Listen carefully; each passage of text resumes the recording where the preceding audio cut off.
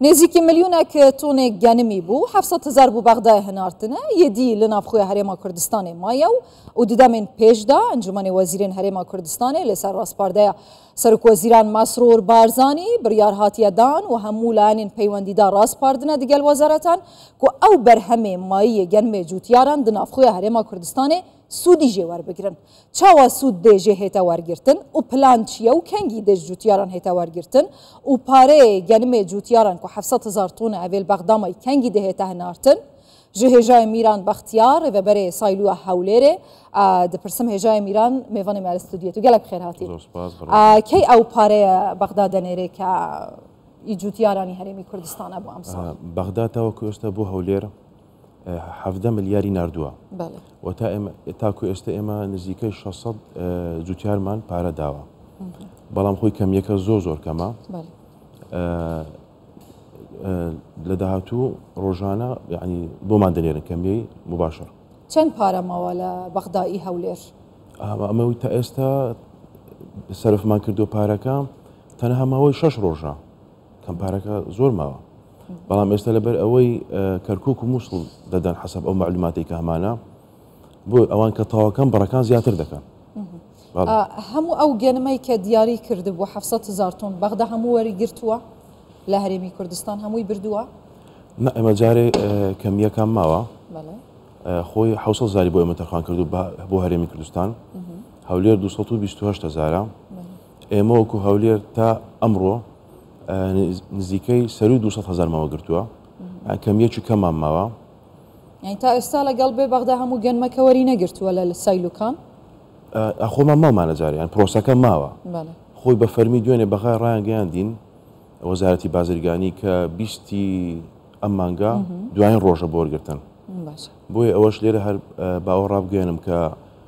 برایانی جوتیارانمان پێمان باشە ئەوەی گەنمی ڕادەست نەکردووە بە زووترین کات بابێ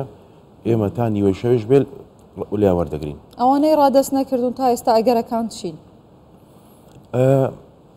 ئێمە خۆمان ئەم ساڵە پرۆگرامێکمان دانا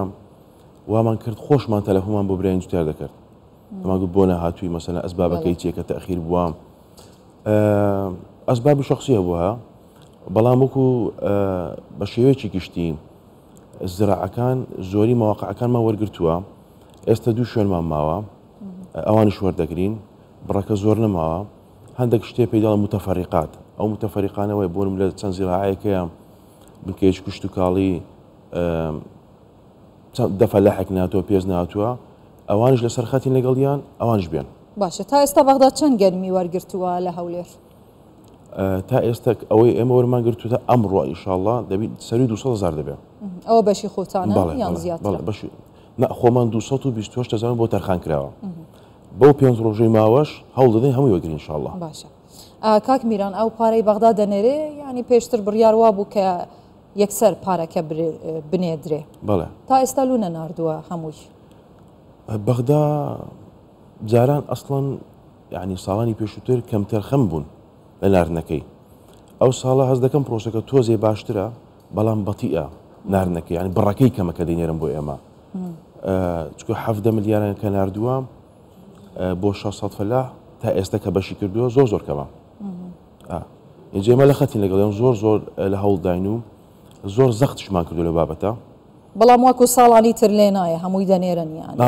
وعدیانداوە بەڵێ وعدیاندەوە بە هەموو شێوە باشە ئەو گەنمەی کە ماوە گوتمان یعنی عێراق 700,000 وەردەگرێ 700,000 تون ئەوەی دیکە دەمینێ ینی کە گەنمەکە ئەم ساڵی بەرهەمی جوتیارانی هەرێمی کوردستان زیاتر بووە لە ملیۆن تۆن لە خۆتەکەی خۆی بەڵێ ئەوەی کە ماوە چی لێ دەکەن ئێمە ینی حکومەت تەسەوڕ دەکەم هەوڵ دەدا بۆ ئەوەی بچێتە مەسەن شوێن هەیە ئەهلیەکان و شەریکاتی تر هەیە و وەری دەگرن لێیان بەڵام ئێمە وەکو خۆتەی زراعی ئێمە ئەوەی تهدید کراوە توانین وەریگرین چه خۆتایەکتان هەیە چه پلانێکتان هەیە کە وەری بگرن چونکە پێشتر ئەنجومەنی وەزیرانی داوا لە وەزارەتەکان و لارە پەیوەندیدارەکان کردبوو کە ئەو گەنمەی جوتیاران کەم ماوە لە ناوخۆی هەرێمی کوردستان سوودی لێ وەربگرن هەروە لێ دەکرێت سوودی لێ وەردەگرن چۆن وەری دەگرن بۆ نمونە پار ئەگە لە بیرتان بێ حاڵەت هەبوو ئەو بڕەگەنمەی کە مابووە ینی لە خوتەی خۆی مەسەن بۆ فەلاحمانەیە 20 تانی هەیە یان 50 تانی هەیە لە خوتەکە سیماوەتە ئەو 20 تانەش وەرگیرە بەس لە سایلۆکانی تر ناسایلۆکانی حکومەت. بەڵێ باشە بڕیارە چی لەو گەنمە بکرێت کە لە ناوخۆی هەرێمی کوردستان سۆدی لێ وەردەگرن یعنی بە پیشەسازی بکەن چی لێ بکەن پلان چییە؟ بەڵێ خۆی ئێمە ئەو گەنمە ئەوەی تەسەڕوفی پێ دەکەم ئێمە طبعاً بۆ ئاشەکان تەجهیز دەکرێت ئەوە دەبێتە وەکو ئەمنی غیزائیە بۆ وڵاتی ئێمە بەڵام ئێمە ئەو کەمیە ئەم ساڵەکە متابعی بەغدام کردووە کەمیەکە زیاترە لە حەدی خۆی بۆ عێراق بۆیە بەتەمان تەصدیریکەن بۆ دەڕۆی وڵات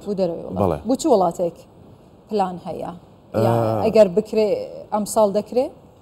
خۆی لە پلانەکان دە بچکۆ فائیزیان هەیە دەڵێن سەروی ملیۆنێکمان زیاد دەکەم بۆیە ئەوەی من متابعی قەنەواتی عێراقیم کردو متابعی وانم کردووە دەڵێن دەبێت ئێمە ئەم ساڵە تەصدیریکەین هەرێمی کوردستانیش لە ناوە هەموو یەک شتە هەموو یەکە بەڵێ باشە مەسەلە بە پیشە سازیکردن ناگەنم چه پلان هەیە نافخۆی هەرێما کوردستانی بەتایبەتی ئەو سایلوێن حکوومەتێوی گەنمێ زێدە وەردەگرن و سودیژی وەردەگرن هیچ پلانێک هەیە بۆ پیشە سازیکردنێ؟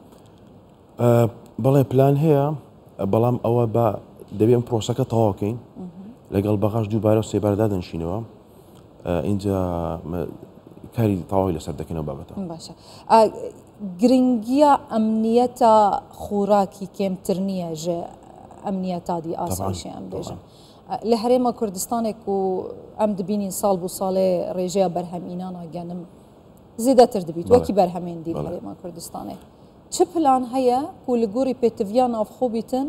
و زەرەر و زیان نەگەهنەوان جوتیارن و ساڵێکێ ژکە داخۆ و تەمەنێ خۆ زەحمەتا خۆ دانە سەروی بەرهەمی دماهێژی نرخە کێمتر جوان نەهێتە کڕین یعنی گۆڕی زەحمەتەوان بیت. بەڵێ خۆی ئەم ساڵام خۆی جەنابی سەرۆکی حکوومەت کاک مسعود بارزانی زۆر جەختی کردەوە لەسەر ئەوەی ئێمە بە تەواوی پشتگیری و پشتگیرێکی وازح و گرنگی پێدان بە کارتی کوشتتوکاڵی درا بۆ ئەوەی ببێتە هەروە گەنمی جوتیار وەرگرین بڕێکەی زۆر زیاد کرد هەردوای سەردانی جەنابیشیان بۆ بەغا وای کرد کە ئێمە بڕەکە لە 500,000 تن کە پار ئەوە دادرا بۆ ئێمە بۆ 700,000 تن زۆر شتێکی باش بوو زۆر ئیجابی بوو من زۆر جوتیار کە دێتەلام زۆر دڵخۆشکەرە ئەو ئیجابی بوو بەڵام بۆ 700,000 بکڕێ کە ملیۆنێک تۆن هەیە بۆ عێراق ئامادە نەبوو هەمووی بکڕێ وەکو خواردنەوە ڕاستی عێراق ئەگەرەکان چی بوون؟ من شتێک دەڵێم عێراق یعنی ئێستش ئێمە بۆ نمونە سایلۆی هەولێر هەر سێ سایلۆکان یعنی هەر سێ محافەزەکان سلێمانی دووەک ئێمە وتیان تا 27 تەمدیدیان بۆ نەکردین ئێستا لە هەوڵداین لە هەوڵداین زیادیکەین بەڵام ئێستا دوێنێ بە شێوەیەکی فەرمی وتیان 27 هەتا کاتەکەش درێژ ناکەن بۆی وەری بگرن دوێنێ بە فەرمی بۆمان هات بە کتابێکی ڕسمی 27 دوایین ڕۆژە بۆ ڕادەستکردنی گەنم هەموو محافظاتی عێراق جگە لە ئیقلیمی کوردستان هەمووی بۆ زیاد کرا 5 ڕۆژ 10 ڕۆژ 15 ڕۆژ زۆرش لە هەوڵ بووین لەگەڵیان ئێستاش هەوڵ دەدەین بەڵام ئێمە دەمانوێت حساباتی خۆمان بکەین